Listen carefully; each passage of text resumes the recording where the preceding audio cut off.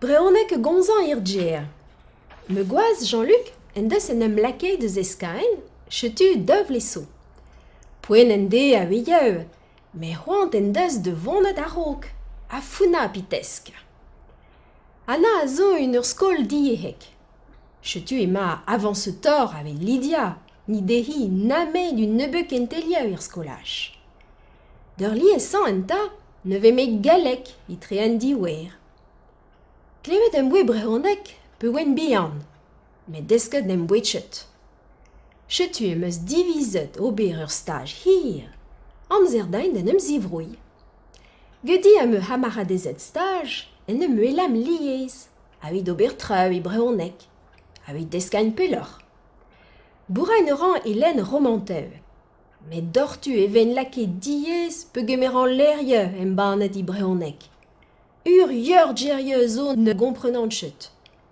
A furchal ir djeryadur a greiz len ne blij chetañ. Chetu, il en enchentor penadek azeten. Tre ber. Djellet vo de a tor. Skrive Breonek ne rantche kal. E-mail de mignonezet a chetu.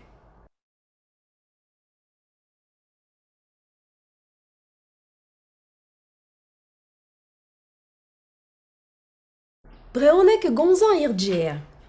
Me goaz Jean-Luc en deus en em lakei deus eskaen, chetu dev leso.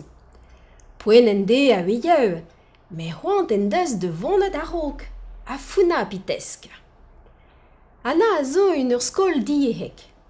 Chetu ema avan se tor ave Lydia, ni dehi namei du nebeuk entelia ur skolach.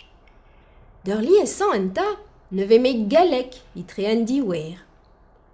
Klevet em boe Breonek peu wen bihan, me desket nem boetchet. Chetu em eus divizet ober ur staj hir, amzer dain den em zivroui.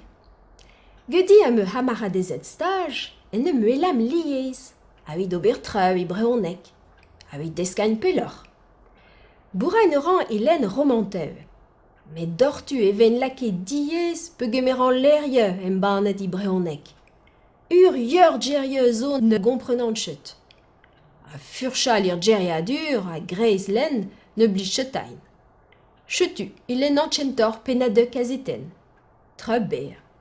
Djellet vo de a tor. Skrive Breonek ne rantche kal.